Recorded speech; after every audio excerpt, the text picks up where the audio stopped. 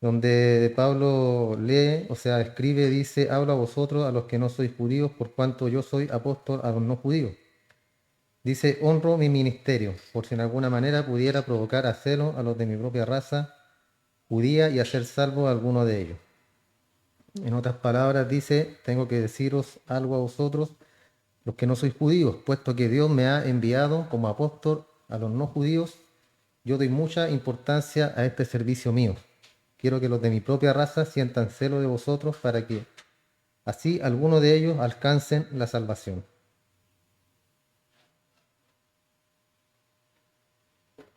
Vimos 1 Corintios 9:20, donde Pablo también escribe acá, dice, me he hecho a los judíos como judíos para ganar a los judíos, a los que están sujetos a la ley, aunque yo no esté sujeto a la ley, como sujeto a la ley para ganar a los que están sujetos a la ley. Este fue el motivo, vimos también que por cual Pablo fue a Jerusalén, se rapó la cabeza, en el libro de los Hechos aparece esto, y cumplió el voto que había hecho para poder ganar a algunos de sus hermanos para Cristo. ¿Ya? Eso es lo que, esa era la misión y la tarea de él.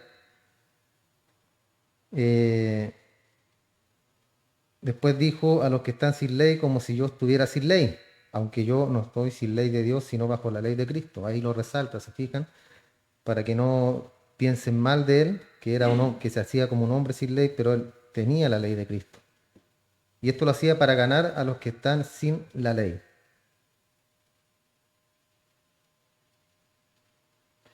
En otras palabras, él estaba obedeciendo a Cristo. ¿Ya? Ese era el punto acá, la obediencia. ¿Para qué? Para predicar la palabra y que algunos de sus hermanos pudieran ser salvos también. Eh, Luego agrega Pablo y dice, me he hecho débil a los débiles para ganar a los débiles, a todos me he hecho de todo para que de todos modos salve a alguno. O sea, Pablo decía, estoy dispuesto a hacer todo de todo, ¿cierto? A predicar en todo lugar, en donde se pueda entrar, donde me reciban, siempre predicar la palabra. Entonces, en primer lugar, estaba cumpliendo él su tarea ministerial, ¿ya? Y que eso también nos compete a todos nosotros, porque muchas veces dicen las personas, yo no sé para qué Dios me llamó, para predicar la palabra. A todos nos llamó para eso, a todos, ¿ya? Una cosa es predicar, una cosa es hablar de Cristo y lo otro, cierto, es enseñar, que es distinto. Pero Él nos mandó a dar testimonio a todo el mundo de lo que somos, por medio de nuestros actos, de nuestra fe. Entonces, mientras Él se hacía de todo a todo, intentaba motivar a sus hermanos judíos para que pudieran convertirse a Cristo. Recuerden que el mensaje solamente se da, se entrega a la persona, ¿cierto? Y el Señor, el Espíritu Santo es el que hace la obra en ellos. No somos nosotros, no es su fuerza, no es la mía, sino que solamente la fe viene por el oír y el oír por la palabra de Dios. La palabra de Dios se da y el Espíritu es el que hace la obra en el corazón de las personas. Entonces, por cierto consecuencia de esto, Pablo, gracias a Pablo, muchos fueron salvos y él así cumplía su ministerio. Y Dios estaba logrando el propósito que él tenía por medio de Pablo, por medio de él, ¿ya? Así como se cumple también propósito a veces por medio de nosotros, de lo que nosotros hacemos para alcanzar a alguien, para salvación. Pablo tuvo que haber tenido una grande satisfacción en todo esto. ¿Por qué? Porque estaba cumpliendo lo que Dios le había llamado a hacer, igual que nosotros, ¿cierto? Tenemos un llamado a predicar la palabra de Dios, a enseñar también a algunos. eh, y así Dios puede que lo quiera usted para algún ministerio, para enseñar, ¿cierto? Para lo que sea, algún trabajo en la iglesia podría ser, dar testimonio de la fe en Cristo que nosotros tenemos, en el lugar de trabajo, en el barrio, en nuestro núcleo de amistad, ¿cierto? Cuando nosotros tenemos, no sé si llamarlos amigos, porque amigos, yo pienso que hermanos podrían ser, ¿cierto? Como hermanos en Cristo, pero amigos no hay.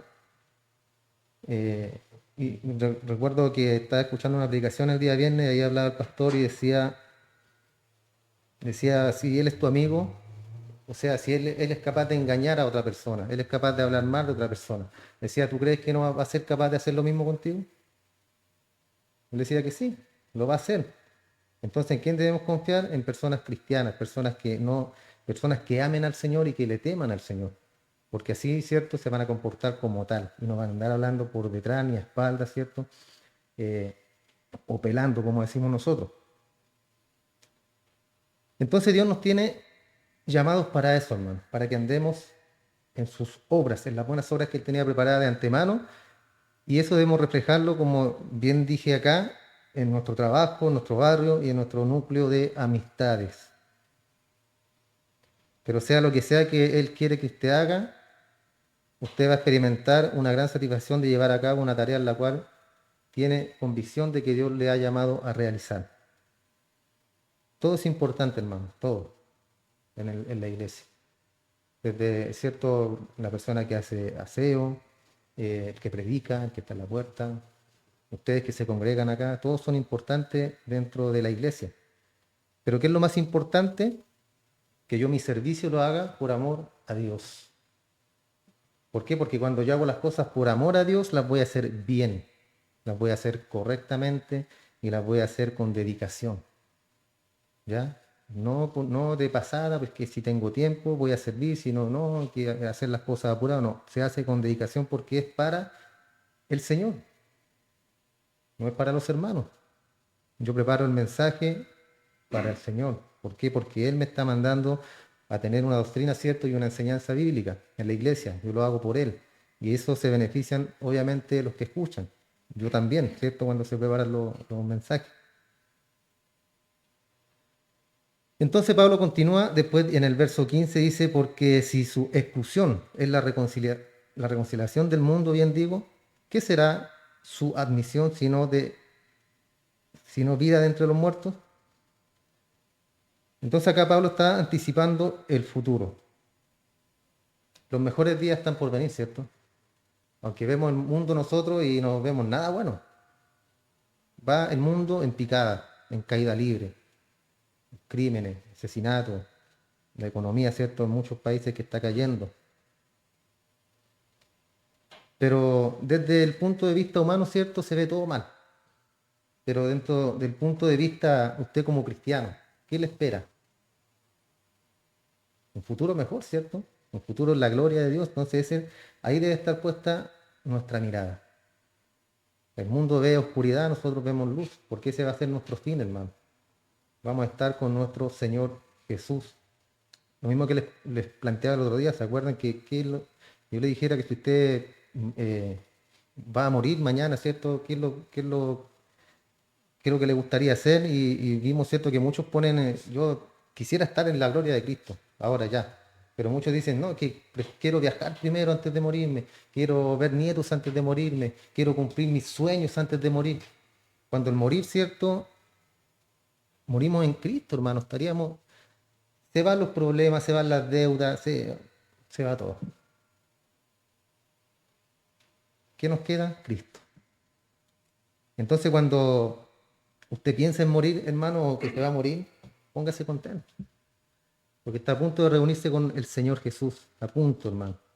Así como hemos estado, ¿cierto? Yo que anduve, ya no ando mucho en carretera, estuve muchas veces a punto de estar con mi Señor.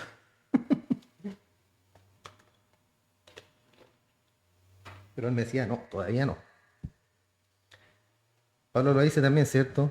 Eh, el morir es muchísimo mejor estar con el Señor que estar en la tierra. Decía, pero me quedo aquí por amor a mis hermanos. Entonces el ser humano está transformando al mundo en un lugar de desorden y confusión. De eso no hay duda. Hay mucho pesimismo con respecto al futuro de nuestra civilización, pero nosotros estamos tranquilos porque Dios todavía está en el trono y Él pondrá todo en orden. Él tiene el control de todas las cosas, hermano. El otro día escuchaba el crimen horrible que sucedió aquí cerca, ¿cierto? De ese matrimonio. Y yo le decía a mi esposa, ya no me quiero ir al campo. Inmediatamente se vino el pensamiento, ¿y por qué no si Dios tiene el control de mi vida? Si Él quiere que me pase algo, va a ser todo bajo su voluntad. Entonces ahora todavía quiero ir marcando. Y esa es la esperanza que tenemos nosotros, hermano, y la confianza que tenemos que tener en Cristo, solamente en eso. Quitar los ojos en esta vida secular. No mirar este mundo, hermano, sino lo glorioso, lo que está por venir. Verso 16 dice, si las primicias son santas, también lo es la masa restante, y si la raíz es santa, también lo son las ramas. Y esto es una referencia, hermano, de números 15, verso 21, donde dice, de las primicias de vuestra masa daréis al Señor una ofrenda por vuestras generaciones. Era una ordenanza. Una parte de la masa era ofrecida a Dios como señal de que toda la masa era aceptable, ¿ya? Literalmente hablando. Y la primicia evidente acá se refiere al origen de la nación de Israel, o sea, a Abraham, Isaac y Jacob. Y esta palabra santa no tiene ninguna cualidad espiritual o moral cuando habla acá, sino habla es lo mismo cuando hablamos que nosotros somos santos. O sea, estamos separados, estamos apartados del mundo. Dios nos apartó. Y acá habla exactamente de lo mismo. Habla que esta masa era apartada para Dios. Y la ilustración, cierto, que quiere mostrar acá Pablo, hablando acerca de la masa, que se refiere a la nación de Israel. Y la primicia, o la primera pequeña porción de masa, quedaba separada para Dios. Entonces, si tenemos esa masa, cierto, que es la primicia es aceptada, ¿qué espera de la masa? También será aceptada, hermano. Entonces, paralelamente acá, si Abraham, Isaac y Jacob habían sido apartados para Dios, ¿qué diremos de la nación que vendría? O sea, de Israel y de todos nosotros, ¿cierto? Porque recuerden que somos hijos de Abraham por medio de la fe. Entonces, toda ella le pertenecería a Dios, toda la masa restante. Y es evidente entonces que Dios no ha determinado aún su obra en la nación de Israel. Aún no la termina, recuerden. Todavía falta. Y el mismo paralelo se halla en la raíz y las ramas. Abraham, los patriarcas, Israel, como la raíz, y las ramas se refería al pueblo. Verso 17 después continúa diciendo, si alguno de las ramas fueron desgajadas, y tú, siendo olivo silvestre, has sido injertado en lugar de ellos y has sido hecho participante de la raíz y de la rica savia del olivo. Entonces, en este texto, hermano, nosotros recibimos muchos beneficios con todo lo que pasó con Israel. Pablo acá cambia la figura, pero aún continúa el pensamiento de la Escritura. El olivo, la figura de la nación de Israel, Jeremías dijo en el capítulo 11, el verso 16, olivo verde, hermoso es su fruto y su parecer. Llamó el Señor tu nombre. Pero, pero al son de un recio estrépito hizo encender fuego sobre él y se quebraron sus ramas. Oseas también lo menciona, dice, yo seré Israel como rocío. Él florecerá como lirio y hundirá sus raíces como el Líbano. Se extenderán sus ramas, su gloria será como la del olivo y perfumará como el Líbano. Entonces acá habla de la expresión de algunas ramas que fueron desgajadas, o sea, quitadas, fueron arrancadas del árbol. Y está hablando, se refiere a la nación de Israel en los tiempos de Pablo, continuando hasta la época del día de hoy, de la iglesia. Y esto fue dirigido directamente a los judíos, a ellos. Los no judíos que se convierten a Cristo se parecen al olivo silvestre. O sea, nosotros somos los que hemos sido injertados en el olivo. Nosotros. Él nos tomó, nos injertó en el olivo no silvestre, sino que el verdadero. Y nos tiene aquí el día de hoy, hermano. Entonces, la relación bíblica que existe entre la nación de Israel y la iglesia. La iglesia entonces, el olivo silvestre, nosotros, la iglesia. Recuerden que cuando se habla de la iglesia se habla de personas, ¿ya? No se habla de un templo, no se habla de paredes, de estructuras, sino que se habla de la persona. Entonces la iglesia es un olivo silvestre. Eh, Aunque la acción de injertar es algo contrario a la naturaleza, aunque hoy en día se usa bastante el injerto. Yo recuerdo cuando vivíamos allá en el campo, había una vez el que era el dueño de la parcela, hizo un injerto, y eran guindas, pero y daba fruto, pero eran muy, muy malas, hermano, malísimas. ¿Por qué? Porque era obviamente un injerto. El día de hoy también se hace, pero se hace de una mejor manera. Y a eso se refiere acá cuando a nosotros nos ha injertado el Señor en el olivo. Y ordinariamente lo bueno se injerta en lo silvestre, pero aquí estamos tratando sobre la gracia de Dios, lo cual es contrario a la apreciación puramente natural. Entonces nuestras bendiciones proceden de Abraham, quien es la raíz. Ahí fuimos nosotros injertados. En Gálatas, Pablo también, ¿cierto? Habla en el capítulo 3, versos 6 y 9. Así Abraham creyó a Dios y le fue contado por justicia.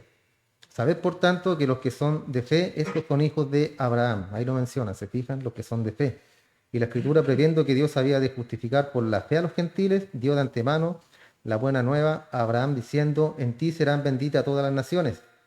Y cuando habla de naciones, también habla de personas, ¿ya? De modo que a los que tienen fe son bendecidos con el creyente Abraham.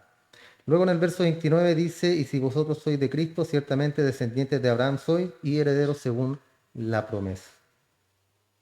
Ahí nos muestra, ¿cierto?, cómo Dios nos injerta, nos mete, ¿cierto?, dentro del plan de salvación que tenía en primer lugar con la nación de Israel.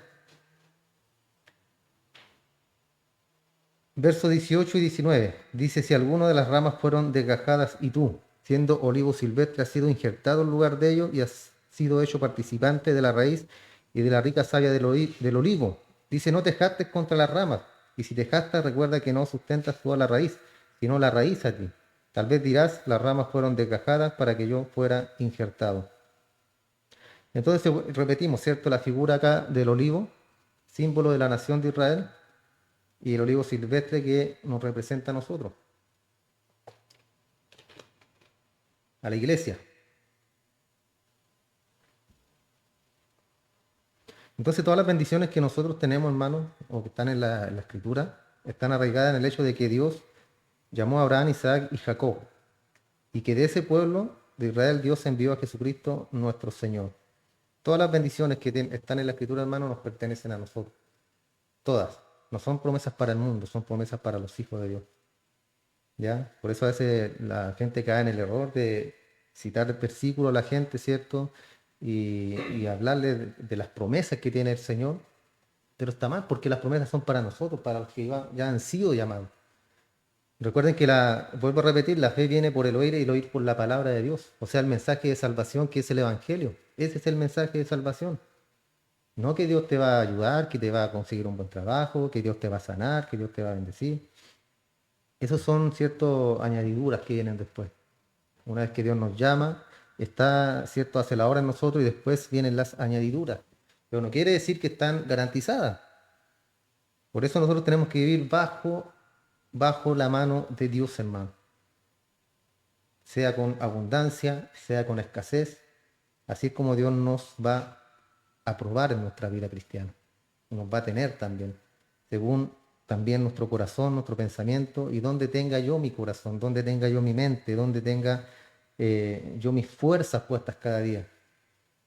Si en lo secular, si en lo mundano, o en crecer cada día más para el Señor Jesús. Yo siempre le digo a Reinaldo que lo más importante para mí es que él conozca a Cristo. El resto, cierto, obviamente es importante, los estudios, todo lo demás, pero lo más que me interesa a mí es que él conozca al Señor. Y se lo he dicho a él: yo quiero que sea tu Dios, no el Dios de mi papá. No que leamos la Biblia del Dios del papá o del Dios que cree mi mamá y mi papá, sino que sea tu Dios. Leemos la Biblia de mi Dios, que esas sean sus palabras, ¿cierto? Eso es lo que yo quiero para él, y yo pienso que muchos de nosotros para nuestros hijos queremos lo mismo.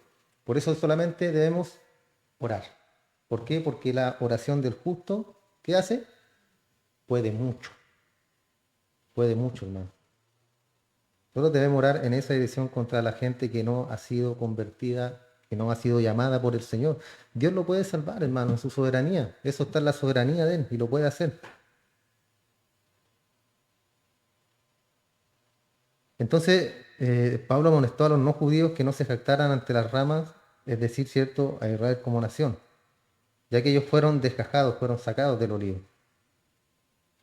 Esto hizo que Pablo sufriera mucha angustia. Recuerdan que lo vimos, cuando, si no me equivoco, en el capítulo 9, cuando él cambia, o en el 4, no recuerdo muy bien, cuando él cambia el tono, ¿cierto? Y dice que siente gran angustia en su corazón por sus hermanos, por lo que son de su sangre, del linaje, ¿cierto? De Israel, que él no quiere que ninguno se pierda, sino que quiere que todos sean llamados al arrepentimiento a Cristo. Entonces, esto tiene también que ver con esto, Pablo, que Pablo sufriera angustia a causa de esto. Y se angustió, aunque él sabía que había un propósito, ¿cierto? Él sabe que había un propósito con respecto a Israel. Ahora, Abraham acá es la raíz, y nos conviene recordar esto, hermano. Porque muchas veces el cristianismo parece haber olvidado de dónde viene la salvación que nos dio el Señor. Y nos envolvemos, ¿cierto?, ya en el mundo, la secularidad del mundo, olvidamos cuál es realmente el plan de Dios, olvidamos el motivo, ¿cierto?, que Cristo tuvo para salvarnos, el plan de Dios que tiene para salvación para nosotros, olvidamos, ¿cierto?, y nos envolvemos en el mundo y muchas veces vivimos, hermano, una vida vacía. Una vida vacía, insisto, ¿en qué?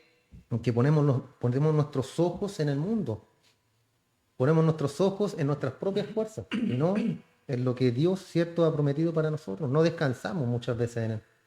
No lo hacemos, hermano.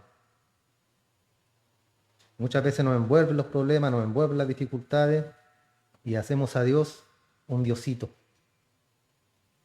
Como que Él no puede, no podría solucionar los problemas eh, básicos, hermano, de nuestra vida. El otro día escuchaba una historia en una predicación también, no recuerdo muy bien cómo era, pero hablaba de Lutero. Y que una vez la esposa llegó vestida de luto, de negro, y llorando porque él tenía un problema y no lo podía solucionar. Y le preguntó que por qué andaba vestida así. Y le dijo, es que parece que tu Dios se murió, le dice. ¿Se fijan? A veces nosotros estamos así, hermano. Parece que Dios parece que no, el Dios que tenemos es un Dios que no puede mucho.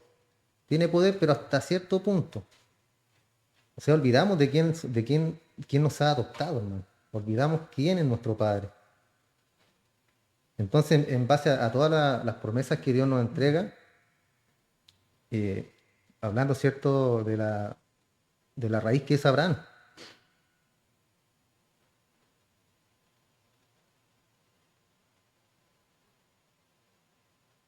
Entonces acá es verdad como Pablo declara que las ramas de Israel, las ramas o Israel, fueron desgajadas por el olivo silvestre, o sea, por nosotros, por la iglesia. Y nosotros fuimos injertados. Después el verso 20 dice, bien, por su incredulidad fueron desgajadas, pero tú por la fe estás en pie, así que no te jactes, sino teme. Ahí le da cierto el punto, Pablo le dice, sí, por la incredulidad fueron desgajadas, pero recuerden que no ha terminado Dios el plan con Israel, pero tú por la fe estás en pie. O sea, nosotros por la fe estamos en pie, así que no te jactes, sino teme. En temor debemos caminar, hermano. Entonces Pablo admitió acá cuál era el punto que Dios quería tomar acá, ¿cierto? En el sentido del injerto que somos nosotros, que nos permitió la entrada por la dureza del corazón de Israel, recuerden, por la dureza del corazón de ellos, Dios los provocó a ira. Por eso nosotros entramos. Admitió que Israel fue desgajada debido a su incredulidad, también debido a su rebelión. Y estableció que es solo por la gracia de Dios que la iglesia está en pie. Entonces, si nosotros somos creyentes en Cristo, hermanos, recordemos que no estamos en pie delante de Dios por razón de algún mérito. Usted no está por algún mérito o por su carácter moral. Usted, yo era bueno, ¿cierto? Moralmente, ayudaba mucho a personas, no soy grosero, no tengo malos pensamientos, ayudo a mi prójimo. Eso no significa nada, hermano, nada. Y por eso, por algún mérito, no estamos nosotros de pie delante de Dios. Mucho menos si usted piensa que por ser miembro de una iglesia, califica también. Únicamente, hermano, estamos de pie ante Dios por la fe en Jesucristo, por la salvación que Él nos entregó. Porque nos dio, nos tomó, nos escogió y nos llamó a la fe en Cristo. Entonces, cuando un no judío no confía en Dios, no es en ninguna manera diferente a un judío incrédulo. Somos todos iguales, hermanos. Incrédulos o creyentes. Después dice en el verso 21, y aquí viene la advertencia, porque si Dios no perdonó a las ramas naturales, a ti tampoco te perdonará. Ahí está, ¿eh? Después que le dice, oye, no te jates porque por la gracia de Dios estás en pie. Y después le dice, porque si Dios no perdonó a las ramas naturales, a ti tampoco te perdonará. Entonces, teniendo en cuenta de que Dios no perdonó a la nación de Israel por abandonar su fe, siguiendo el mismo razonamiento, tampoco perdonará a una iglesia apóstata. O sea, una iglesia que mantenga toda la apariencia, estructura y organización, pero que carezca de una vida espiritual. O sea, una relación vital con Dios. Muchas iglesias hoy en día, hermano, parecen club social, prácticamente. Club social donde van a talleres, a hacer cosas por aquí, por allá, ¿cierto? Los mantienen ocupados a la gente. Pero lo que menos hay es Biblia, lo que menos hay es enseñanza bíblica, que es a lo que uno viene a la iglesia, ¿cierto? A recibir palabras, a recibir el consejo, a orar por los hermanos, a alabar al Señor. Y esta podría ser una iglesia como la iglesia de la Odisea, que no era fría ni caliente. Recuerdan que la hermana Silvia nos habló el otro día acerca de eso.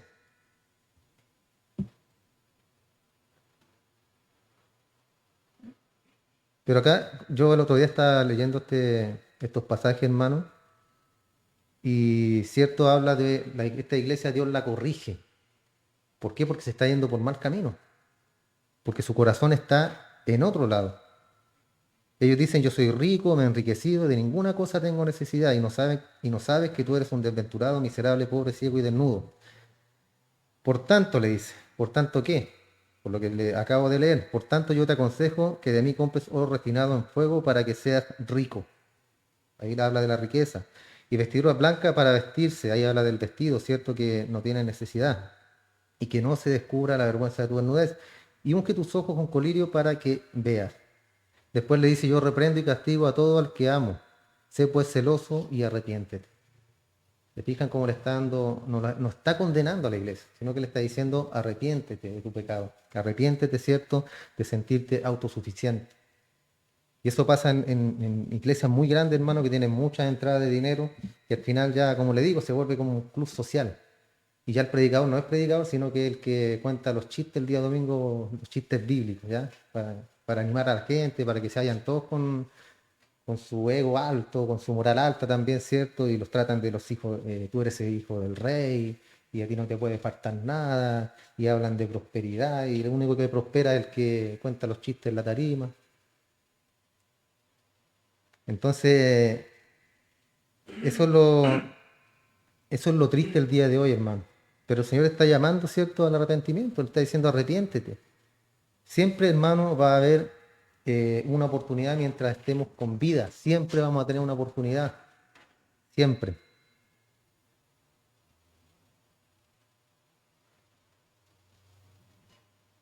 Después tiene la iglesia de Filadelfia, donde el Señor le dijo en el capítulo 3, verso 10, por cuanto has guardado la palabra de mi paciencia, yo también te guardaré de la hora de la prueba que ha de venir sobre el mundo entero, para probar a los que habitan sobre la tierra. Has guardado la palabra de mi paciencia. ¿Qué es lo que debemos hacer nosotros, hermano, día a día? La única tarea tuya, hermano, es llenarte de la palabra de Dios, llenarte de la escritura, llenarte de predicaciones, llenarte de todo lo que venga de la Biblia, una buena enseñanza, una sana doctrina, acompañado, ¿cierto?, de oración, de comunión con Dios. Cuando tú juntas esas cosas, hermano, no te va a faltar nada, nada. Vas a tener fuerza espiritual, vas a tener eh, algo que es cierto que muchas veces no podemos comprender cuando estamos en la dificultad o en el problema o la enfermedad, y tenemos esa paz que el mismo Señor Jesús nos dijo: mi paz les dejo, mi paz os doy. Pero no es como la que da el mundo, sino que es la paz de Dios. Esa paz que aunque nos estemos ahogando, aunque esté el agua subiendo hasta que nos quede la nariz afuera nomás, nosotros estamos tranquilos. ¿Por qué? Porque comprendemos que nuestra vida está en las manos de Dios. Nuestro trabajo está en las manos de Dios. La economía nuestra está en las manos de Dios. Todo está en las manos de Dios, hermano. Nosotros, ¿qué debemos hacer? Llenarnos cada día más del Señor por medio de la oración y por medio de la palabra. Tan simple como eso, hermano. Pero somos nosotros los que siempre complicamos las cosas, ¿cierto? Aquí dice: por cuanto has guardado la palabra de mi paciencia, yo también te guardaré. ¿Por qué? Porque eso es lo que nos va a dar la fuerza, hermano. Eso es lo que nos va a dar lo que necesitamos cada día para continuar. Entonces el Señor prometió guardar esta iglesia en ese tiempo terrible de la tribulación. Y en la actualidad esta iglesia está integrada por todos los creyentes en Cristo, los cuales confían en el Señor como su Salvador y creen a la palabra de Dios. Que somos nosotros, ¿cierto? Que creemos en Cristo. No lo hemos visto, pero creemos en Él. ¿Por qué? Porque hemos vivido cosas, hermano, en nuestra vida cristiana. Yo sé que muchos de acá hemos vivido cosas extraordinarias en nuestra vida cristiana, que nada, hermano, nos podría mover de nuestra fe. Nada. Nada, porque decir que Dios no existe es una falacia, ¿cierto? Decir que Dios no existe, que no hay Dios, cuando podemos ver toda la creación, como dice Pablo también, que se manifiesta el poder de Dios y la palabra de Dios se manifiestan por medio de la creación, de lo que nosotros podemos ver. Entonces, negar, y siempre les digo lo mismo, uno siempre está un paso adelante, siempre. Porque el cristianismo, si bien a mí, a mi familia nos ha ayudado, ¿cierto? Desde que el Señor nos llamó, nos ha servido y tenemos una vida diferente. Entonces, en ese sentido, yo sé que muchos de ustedes también la tienen. Algo diferente, algo cierto que yo no pedí. Yo me andaba arrancando de la iglesia, yo me andaba arrancando del Señor. Mi mamá siempre nos invitaba a la iglesia: vamos a la iglesia. No, mamita, gracias. Vaya a la iglesia, hijo. No, mamita, todavía no, todavía no. Y yo me arrancaba, y cuando me hablaban de iglesia, cambiaba el tema o me iba para otro lado. Entonces, desde ese punto, hermano, yo nunca busqué a Dios. Dentro de mi vago conocimiento de Dios, ¿cierto? Claro, lo buscaba cuando necesitaba. Cuando me pasaba algo, estaba en problemas o necesitaba algo, ahí, ¿cierto? Ahí Diosito, ahí me acercaba a Él, ¿cierto? Pero dado a que Dios me llamó, hermano, y a cada uno de los que están acá, yo sé que son llamados de Dios, tenemos esa paz y esas promesas en nuestra vida, hermano. Y yo los invito a que no nos desanimemos, que sigamos caminando, que sigamos adelante, que sigamos, hermano, confiando en nuestro Señor Jesús, que es lo único que tenemos. No tenemos más, hermano, no hay más. Es lo único que tenemos y lo único que necesitamos. Terminamos con estas preguntas. ¿Cuál es su relación con Dios? ¿Cuál es su relación con Dios? Respóndese ahí usted en su cabecita de pollo. ¿O cómo está su relación con Dios? ¿Es prioridad la oración? ¿Es prioridad la lectura? ¿O es prioridad lo secular primero? Y si nos sobra tiempo, ahí leemos. Si nos sobra tiempo, ahí oramos. Pero cuando estamos en problemas y en dificultades, ahí nos falta tiempo para estar de rodillas. Aunque es lo que en la enseñanza bíblica, ¿cierto? Pablo decía: yo en la debilidad me vuelvo fuerte. Pero eso tiene que continuar con el tiempo, hermano. Dios nos lleva a la debilidad, Dios nos lleva al polvo, Dios nos lleva a pasar por el desierto para que nosotros podamos tener comunión con Él. Pero eso debe continuar después, debe seguir. No solamente cuando yo estoy en problemas o en enfermedad, buscar a Dios. Dios nos lleva a eso. ¿Para qué? Para que continuemos, para que sigamos en comunión con Él. Entonces, ¿cuál es su relación con Dios? ¿Cómo está su relación con Dios? ¿Está usted unido a Jesucristo? ¿Está usted unido a Jesucristo? ¿Pertenece usted al cuerpo de los redimidos por la obra de Cristo? ¿Vive usted espiritualmente en victoria o en derrotas? Recuerden que esta es una lucha, hermano, de la cual el día que moramos recién nos vamos a librar, nos vamos a zafar de esta batalla. Pero mientras tanto van a haber guerras que vamos a ganar, otras que vamos a perder, pero jamás nos vamos a quedar en el camino, nunca. Esa es la gran diferencia de una persona salva y un no salvo. Que hay muchos en las iglesias, hermano, que han llegado por X razón y se han quedado porque han encontrado qué linda la iglesia, qué linda la palabra, qué lindo, ¿cierto? Todo lindo. De los mismos que habla Hebreos 6, que reciben, han degustado del Espíritu, ¿cierto? De la rica palabra del Señor, pero no han tenido un fruto en su vida, sino que siguen igual. De eso hay muchos que han llegado a la iglesia, hermano, y después se van cuando llega la dificultad. Llega la enfermedad y ya no es lo que ellos pensaban que era la iglesia. Es que los hermanos son todos, andan pelándose unos con otros. En vez de orar unos con otros, me parece que es pelados unos con otros. Entonces las personas se van de la iglesia, hermano, ¿por qué? Porque no tienen una raíz, no han sido transformados, no continúan, no perseveran, porque no han sido llamados por Dios, sino que ellos fueron, ¿cierto?, en su necesidad y buscaron una iglesia, pero básicamente eso, hermano, no hay nada en ello. La parábola de las semillas y el sembrador lo refleja de una manera pero sorprendente. Son semillas que han caído en la roca y se han secado porque no hacen raíz.